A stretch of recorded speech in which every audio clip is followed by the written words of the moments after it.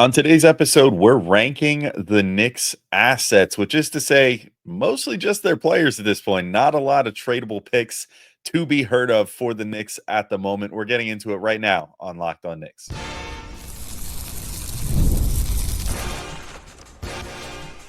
You are Locked On Knicks, your daily New York Knicks podcast, part of the Locked On Podcast Network. Your team every day. All right, welcome into Locked On Knicks, your daily New York Knicks podcast. Today's episode is brought to you by Gametime. Download the Gametime app, create an account, and use code Locked On NBA for $20 off your first purchase.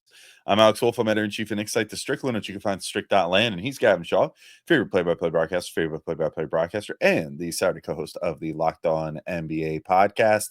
And on today's show, we're going to be breaking down the Knicks assets, which used to mean all the picks and some of the players, but now mostly it's just a player ranking with one lonely little first round pick that they can trade mixed in there. We are not going to be ranking swap abilities, which they do have some available to them, but that we've never ranked that in the past, so we're not going to start today. But we'll rank their one tradable pick, which we'll tell you all about, and all the players in terms of how desirable they would be in a potential trade around the league. But first, we want to thank you all for making Locked On Knicks first listen today and every day, whether you're checking us out on your favorite podcast platform or taking in sights and sounds on YouTube. We appreciate you making this part of your daily routine.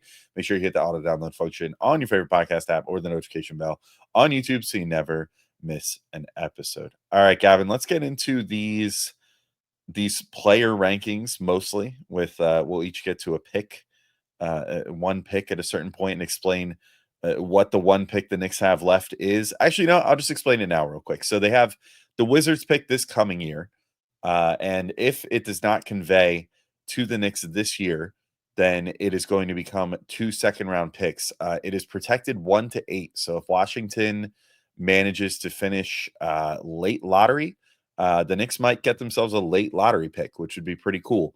Or if they get bumped out of, the top 8 spots or something, if they end the season at number 8, whatever.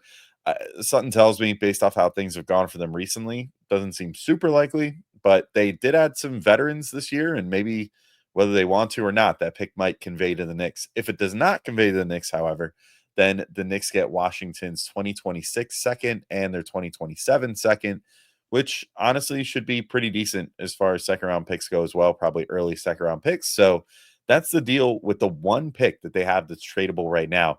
Other than that, they have picks going out this in 2027 going to Brooklyn. They have a pick, a Brooklyn swap in 2028.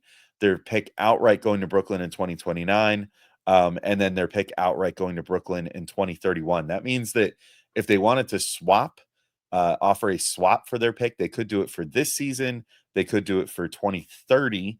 And they could do it for 2032. But for the intents and purposes, which actually, honestly, if we were going to rank those as assets, maybe it would rank even higher than that Wizards pick because of the protections on the Wizards pick.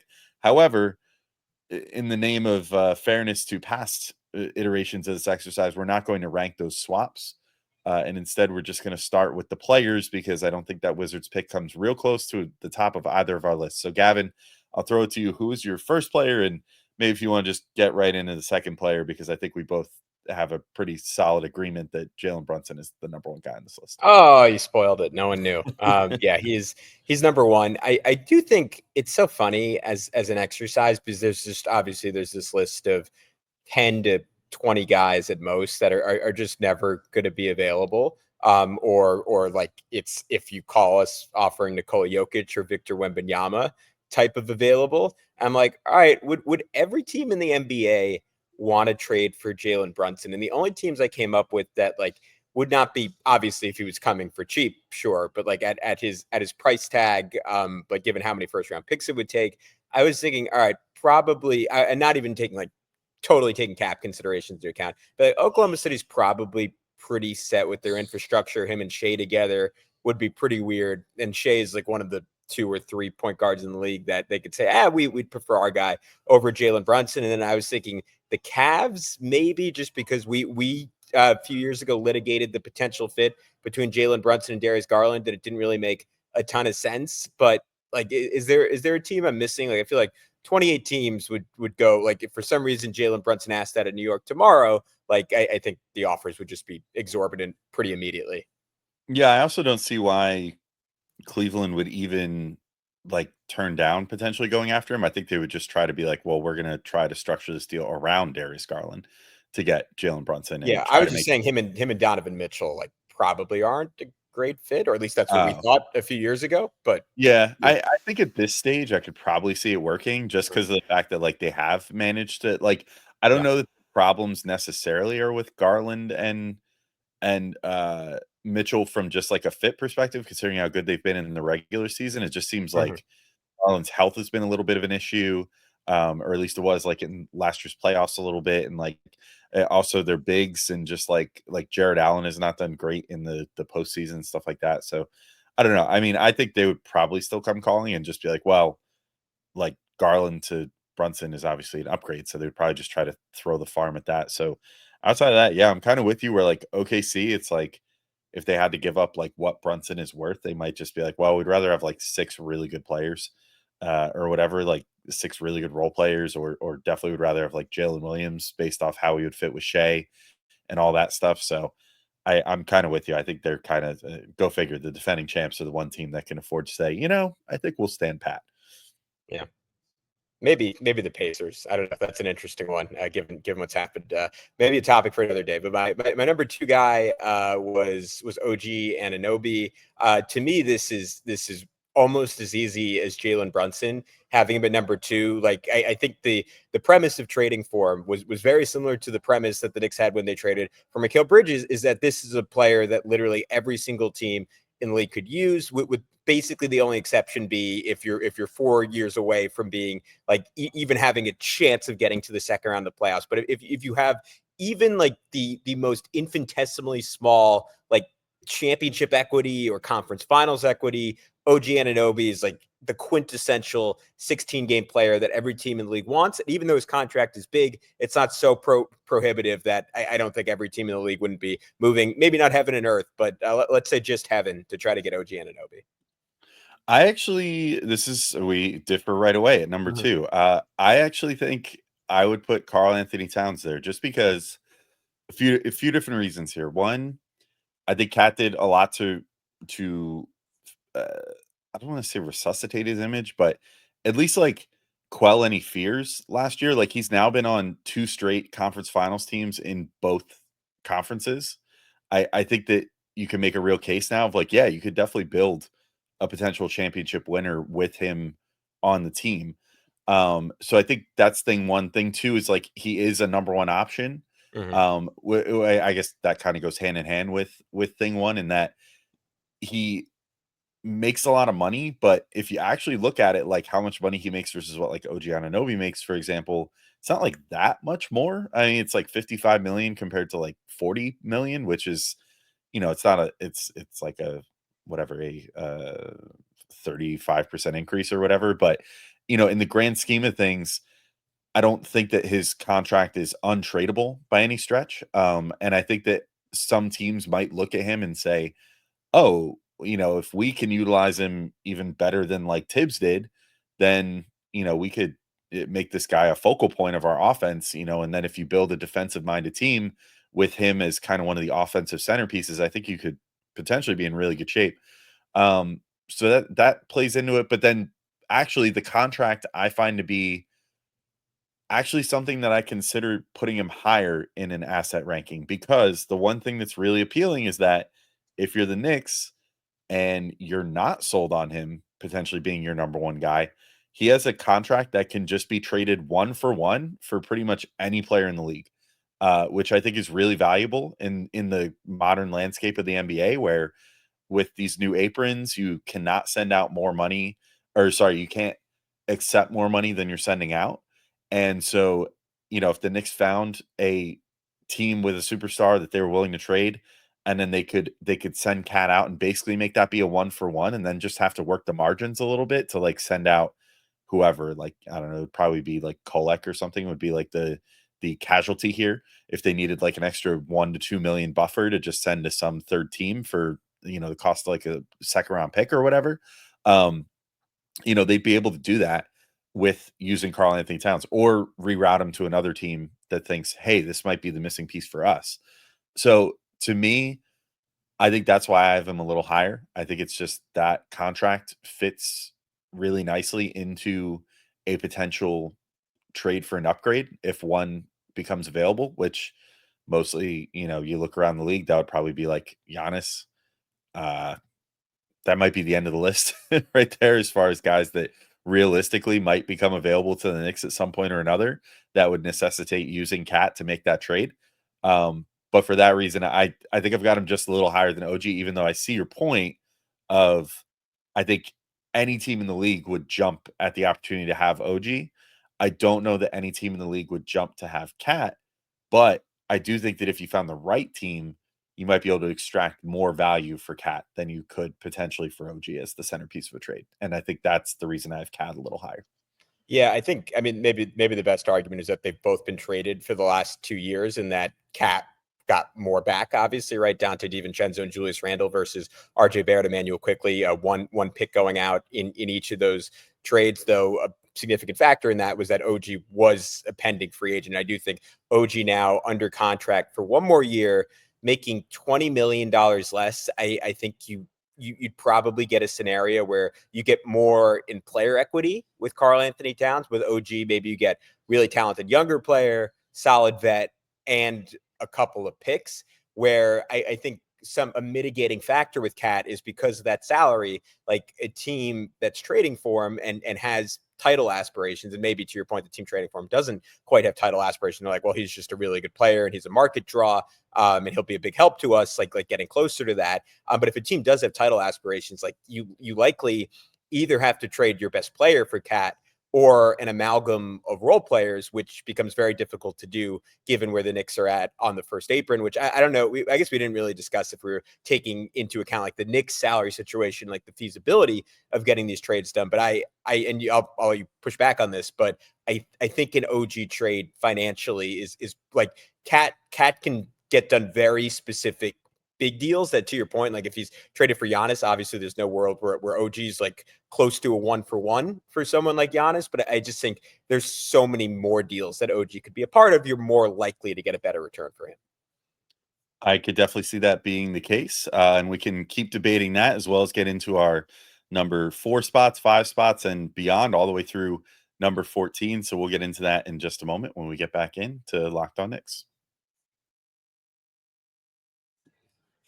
But first, we want to tell you about our good friends over at Gametime. Have you ever decided at the last minute to the ball game with friends or family? Maybe it's game day and you suddenly realize you want to be in the stands. That's exactly where Gametime comes in. It's the easiest way to grab last-minute tickets without all the stress. With the money you save on tickets, you can splurge on food, drinks, merch, or even invite a bigger group to come with you. Gametime makes it all possible. Gametime makes buying tickets fast and simple. Price in the app actually drop the closer you get to first pitch, and they've got incredible last-minute deals, clear seat views, and a lowest price guarantee that takes the worry out of buying. My favorite part is like at a certain point, I just get tired of like going through the endless cycle of scrolling and trying to find the best deal and comparing like 7 or 8 different sites. I know with Gametime's zone deal, they pick the best seats in your section for you, so I don't really have to worry about all that. You can take the guesswork out of buying tickets with Gametime. Download the Gametime app, create an account, and use code LOCKEDONNBA for $20 off your first purchase. Terms apply. You can create an account and redeem code LOCKEDONNBA for $20 off. Download the Gametime app today. Last-minute tickets, lowest price, guaranteed. All right, we are back on Locked On Knicks doing our annual asset rankings episode. Alex, this used to be like a landmark episode for us every year, and now we're doing it first week of August, dog days of summer. I think that it's a little sad in some ways, but overall, it's an endorsement on where the Knicks are at now, and there's not this like future of wide possibilities that Dr. Strange saw with the Time Stone. There are just like a couple of timelines, and the Knicks are probably not going to trade any of these guys. They're not going to trade any of the guys on the top end of this list in the next calendar year, though with Leon Rose, you never know. So it's still worth discussing.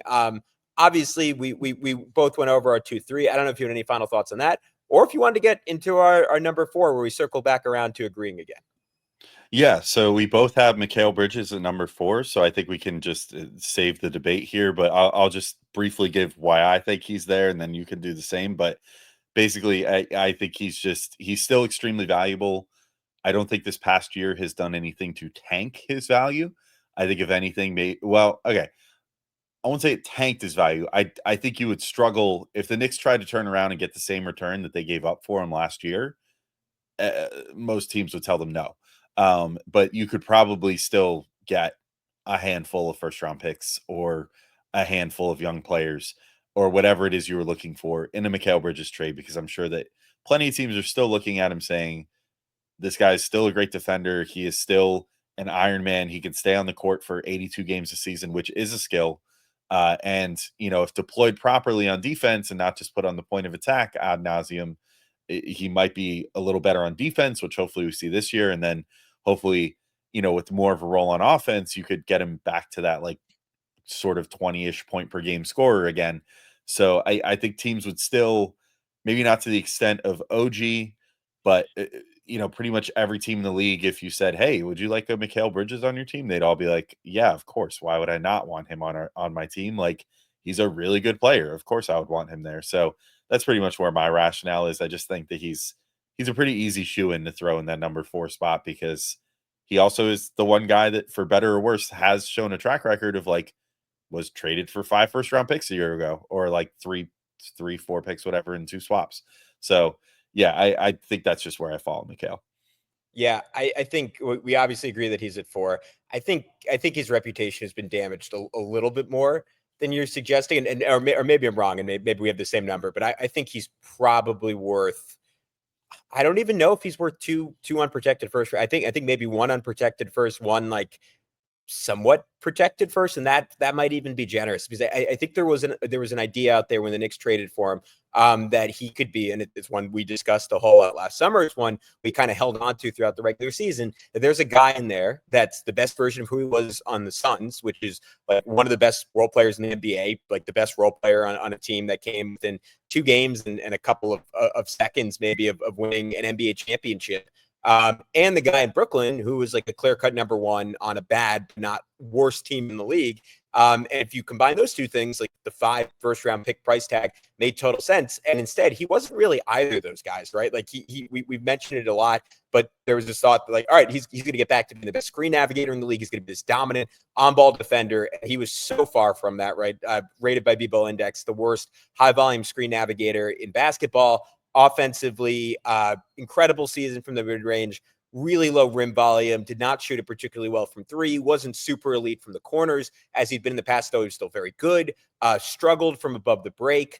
I think teams would come out of last season with like real concerns, maybe not that he's going to live up to that contract, $37.5 million a year. I think you and I are in agreement that is pretty fair value for him, but like not wanting to give up a treasure trove of assets. And granted, like a big reason the Knicks gave up 5 first-round picks is because they gave up literally nothing in player value, right? Like the biggest contract they gave away in that, Bogdanovich, is now retired. So maybe there's a version where it's a first-round pick and the Knicks get like a Dorian Finney-Smith type of guy back and just like some remaining cap flotsam. Like I'd be fascinated to see. And who knows, like, because they can't technically trade him before this deadline, there's going to be a 5-6 day window to go and do that, like what he would be worth at this point. But I do think his value was pretty significantly hurt by last year. Yeah, I guess we'll see. I mean, well, hopefully we won't have to see. Hopefully Yeah. he just bounces Unless back. it's for Giannis, then I'm happy to see. Then yeah, sure, why not? Yeah, he does become a little more tradable in a potential Giannis deal now, making $40 million next year, or the year after this coming season.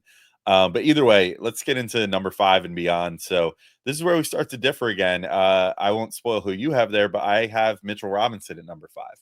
And I think I put a caveat on my list that was like maybe a little less than this until he extends.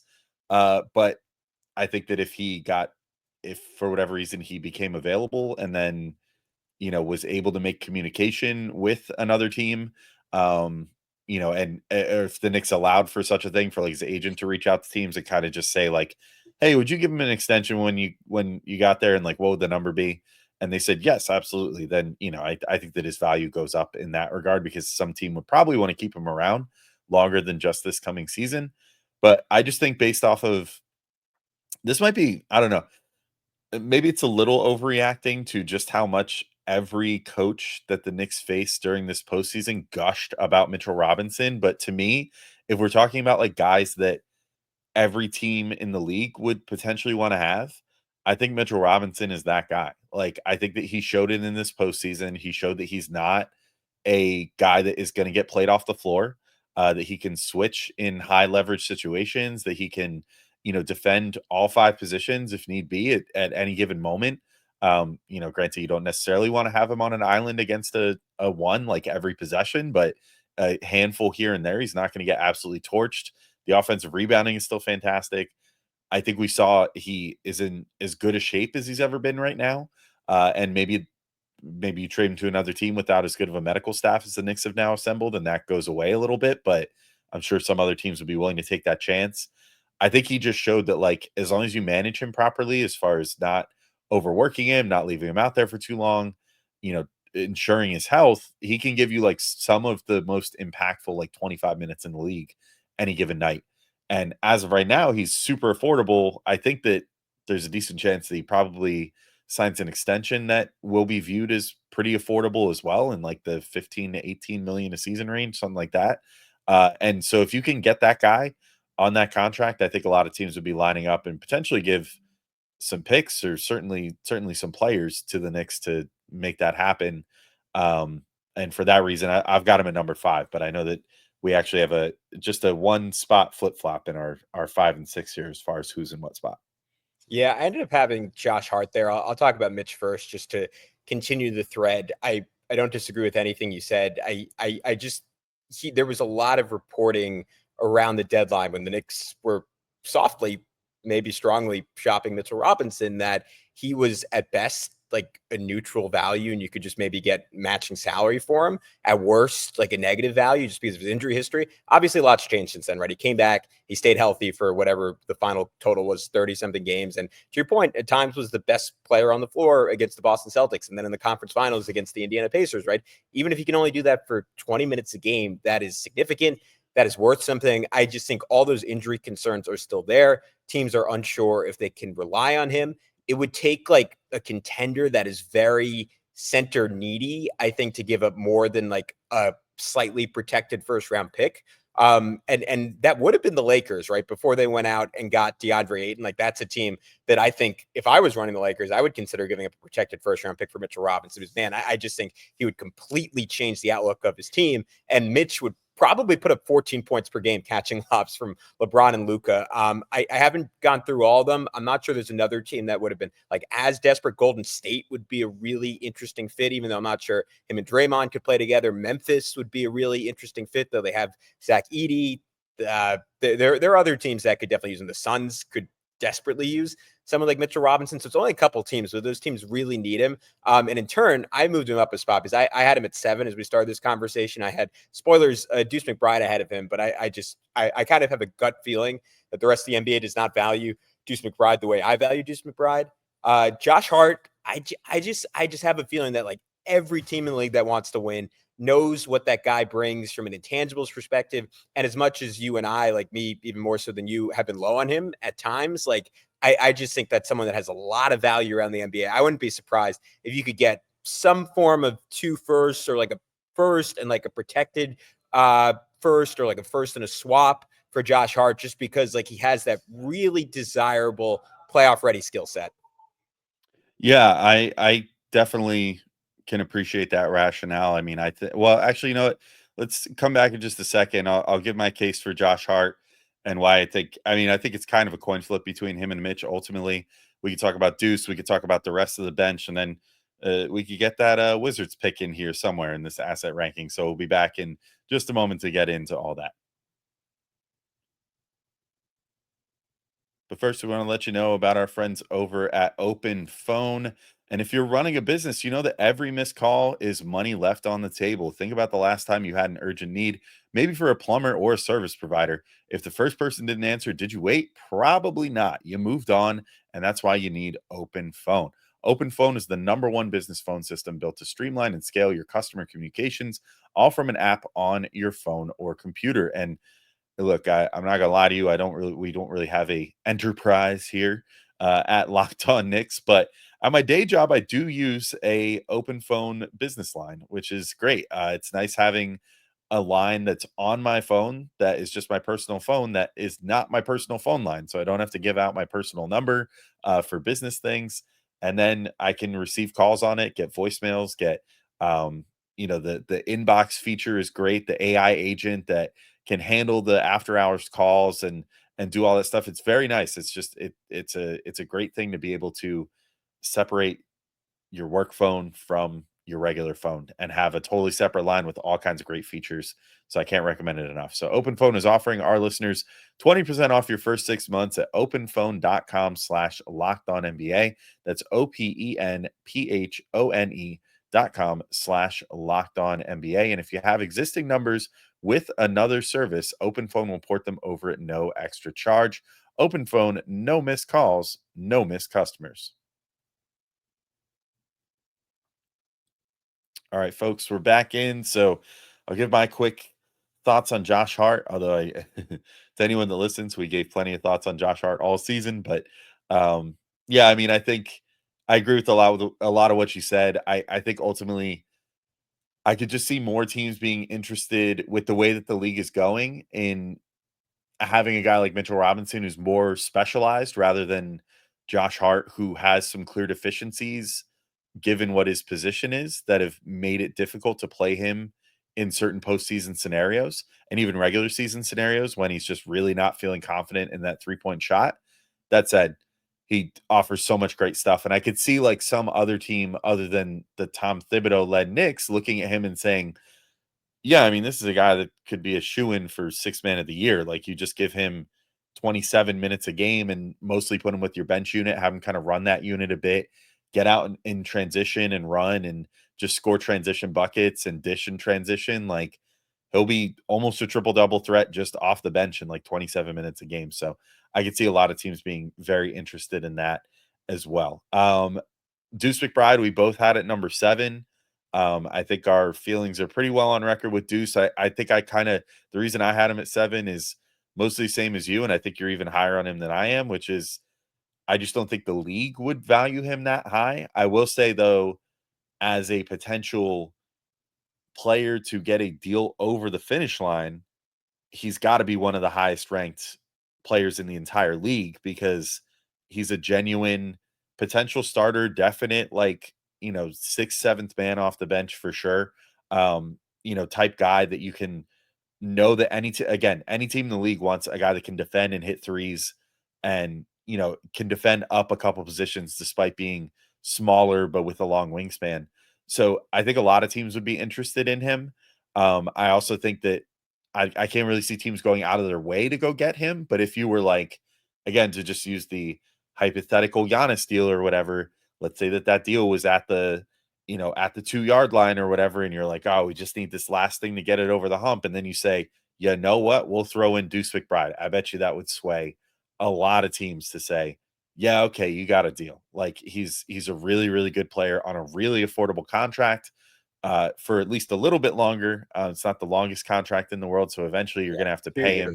Yeah. Yeah, so you're going to have to pay him at some point, probably after it's up, or maybe even extend him next year before the 26-27 season.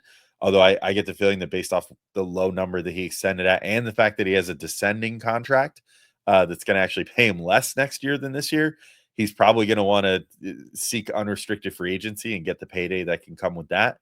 But either way, I could see him being the guy that gets a deal over the finish line very easily, and definitely more so than any of the younger guys on the team, like a Dottier or a Haporti or a Kolek or something like that. Yeah, I think it's all about how the rest of the NBA values him, and I do think, like, again, there's maybe a smaller market there, but like if the Indiana Pacers were going for it this year, like, I could imagine him taking 10 threes a game on that team off the bench. The Pistons, I think he would be an incredible fit next to Cade Cunningham. The Lakers, again, like he'd be great next to Luka Doncic. The Rockets could always use more shooting, and they just have like the size to insulate a small guard. He would be, this is almost makes me throw up in my mouth because I'd hate to imagine him ending up there one day. But on the Thunder, like he would be an incredible fit playing next to Shea coming off the bench. Again, all these teams would empower him to just shoot a million threes. Golden State would be a lot of fun. Like he is like an upgraded version of Brandon Pajemski. He is just such a plug and play guy on basically any team that is trying to win basketball games and trying to win a championship. And that is an incredibly valuable asset. And to your point, like just doesn't break the bank for any of these teams. And I almost wanted to go controversial and have them ahead of Mitch and Josh. I almost don't know if the name recognition is there, which to me is not necessarily an indicator that teams wouldn't pursue him, but maybe is an indicator that teams would try to get him at lower than fair value, even though, as we talked about, like I think he is in some ways, at least specifically on the Knicks, just as, if not more impactful than someone like Josh Hart. But Alex, how about we rapid fire through the rest of these? I had Gershon Yabusele next, and I know you agreed with that. I think it's a pretty simple pitch, a really good role player, 7th or 8th guy on a great team, making very little money this next season. Yeah, I mean, he makes like in the current NBA landscape, like 2.5% of the cap or something. Like it's not much. Or maybe not quite that little, but he's at 3.5%. I have it up. 3.5%. Yeah, because the current cap is like 160 something, whatever. Mm-hmm. So, and he's only making $6 million. So I mean, still great. It would be great if I made $6 million, but either way, that's low for an NBA player. Yeah, I think the reason that I think he was pretty well scouted around the league, and it seemed like other teams definitely had interest other than the Knicks. Like he's an intriguing guy. He came back from, a stint in Europe where he kind of refined his game last year and looked really, really good on the Sixers. Obviously, we're going to have to see if that translates to a team with something to play for on the Knicks this year, but I have a feeling he's going to show it. He's learned a lot from like his international play and all that stuff, including like his Team France responsibilities, where he just got named team captain for their team, which is pretty cool. So, I mean, I think he's going to be great off the bench this year for the Knicks and definitely generate like if he would become available by say the trade deadline for whatever reason, I think he would generate some interest and possibly fetch you like a stray first round pick at the deadline or something like that. If he has the type of season I think he's going to have. We have a little bit of difference in opinion here again, kind of nitpicking, but I'll give our next 3 in a row because we have the next 3 players / the pick in a row here, just in a different order. So I had Dadier and then the Wizard pick and then Jordan Clarkson. You had the Wizard pick, then Clarkson, then Dadier.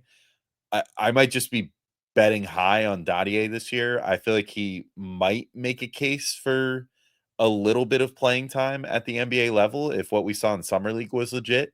And if that's the case, then maybe he starts creeping up the rankings of like guys that, again, like I said with Deuce, like could be the guy that could potentially like sway a trade to be like where a team would be like, all right, fine, we'll do it, but we really want Dadier because we think he's going to be good.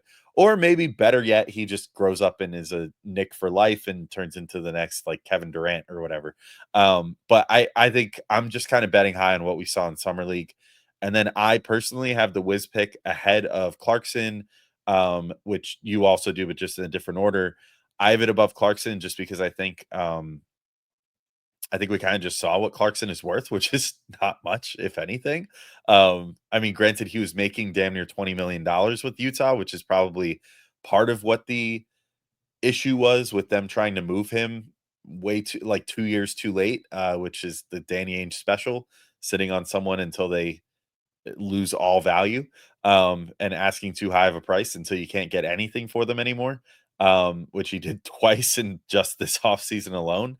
But I just think with Clarkson, it's like maybe he has a phenomenal like 6-man of the year caliber season, then teams would be calling to try to get him just for the minimum. But I think all in all, like he's a guy who is signed for the minimum. I think he will outplay a veteran's minimum contract, but I don't know that he would necessarily outplay like a mid-level exception contract or something. And I find him to be less less appealing on paper to a team that's looking to make a deal with the Knicks than just putting that nominal first round pick of the Wizards in there, even if we sort of agree that it's going to, like, if the general consensus among anyone that looks at that pick is, oh, that's probably 2 second round picks, it's still just like on paper would look better than like, oh, we got back like 30 whatever year old Jordan Clarkson back in this deal, who's having a great year, but like not necessarily what you're looking for like a big trade return. So I just think that he's kind of lower just for that reason to me. Yeah, yeah, I'm with you. As you noted, I had the Wizards pick, then Jordan, then Pacome. To me, just to your point, it's all about marketability there. You can always sell first round pick, even though that one is very unlikely to convey, but just the possibility that that could somehow turn into the 9th or 10th pick in what is supposed to be a pretty loaded 2026 draft, I think is more appealing to more teams than Jordan Clarkson, though I do think Clarkson will rebound this year and his value will bounce up at $2 million. Like, even though in that world, the Knicks would not be shopping him, but if there was a world where for some reason they wanted to shop him, like, I think there's a world you could trade him to a contender for a first round pick, especially once that contender is cemented at the very least as not being a lottery team, even barring a dramatic injury. Pacome, I just think he has to show it at the NBA level, 6'8", a lot of flashes. And maybe there was a team behind the Knicks that loved him, but what was he? He was like the 26th pick, right? We saw already 25 teams say, that's not really our guy. So I think it's unlikely that there's a team that loves him so much that they would trade a future first rounder for him. I think he's probably worth 2 seconds, barring some flash at the NBA level. Only played a couple games in summer league, even though he looked good. I don't think there was anything so crazy that a team would point at him and be like, all right, that's a future rotation guy, even if you and I, and maybe the Knicks front office think that. Real quick, because we're running low on time, my final three, Ariel Hukporti, maybe I don't know how much rival front offices have tracked it or watched his handful of minutes. I think that guy is a 10-year NBA player. I think he is a long-time backup center in this league, potentially even a low-level starting center in this league. Like, there's absolutely something there to get him on the cheap for a couple seasons early in his career, potentially resign him for not that much money. I think he is really valuable to the point I was tempted to have him over Pacome. I just think that first-round pick pedigree keeps Pacome ahead. And then I had, and I know you disagree with this, I had Tyler Kolek, then Mohamed Diawara. Kolek seems like someone, again, who would have some fans around the NBA who would really be drawn to the fact that, like, again, passing as a single skill is pretty elite for him. Diawara, we just saw in the draft, he went 50th. I know there was some intriguing flash in Summer League. Maybe some teams weren't as up on him, but in the age of international scouting where every team knows everything about all these guys, like, I think it was pretty clear that he was not super valued as recently as a month and a half ago. So I have trouble putting him ahead of those guys who've actually played and performed somewhat well in NBA minutes. Yeah, I actually just changed my ranking to Hukporti next.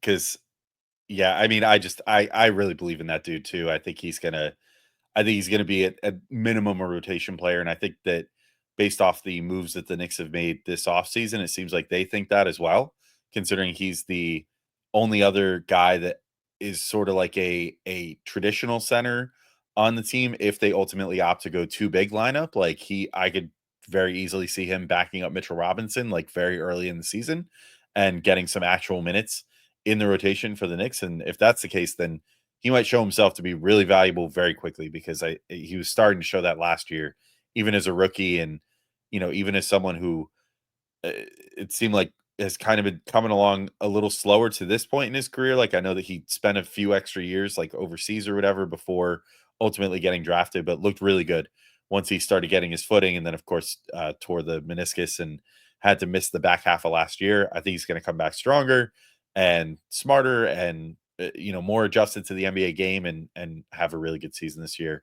I've got maybe this is just recency bias, but I've got Diawara ahead of Kolek. I just think, unfortunately, I'm like almost ready to pack it in with Kolek at this point. Like, I think he's a really great passer, but I think just there's something about seeing him struggle so mightily at the summer league level this year that made me go, oh, this dude's like 25 years old and he still can't produce against summer league competition necessarily. Like, I think he's a phenomenal passer. I think he can run a pick and roll, but I think that all the other, like the fact that he is too small and not crafty enough like Jalen Brunson to really get scoring opportunities at the big club level.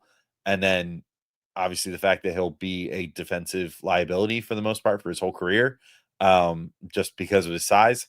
I've got him at the lowest on the totem pole at this point. I'm not feeling super high on him. Again, I don't think the Knicks are feeling super high on him either, considering that we've heard multiple times that from multiple people that they're looking for a ball handler with this last veteran roster spot. Like, so clearly they're not looking at him and going like I just said with Huck, like they haven't really gone out and gotten another guy that fits Huck's archetype because it seems like they're buying in on him. They're actively looking for someone else in Kolek's archetype because it seems like they're not bought in on him. So I've got Diawara higher just because I think the flashes during summer league are intriguing enough that like if he comes in and even if he's at the Westchester level this year and he starts like really balling out there and putting together like a 5-tool skill set, I think he'll find some fans in the league soon enough. And if he's signed to a regular NBA deal, sort of like Kolek's deal, where he's on that second round exception, which I think we're in agreement he probably will end up on.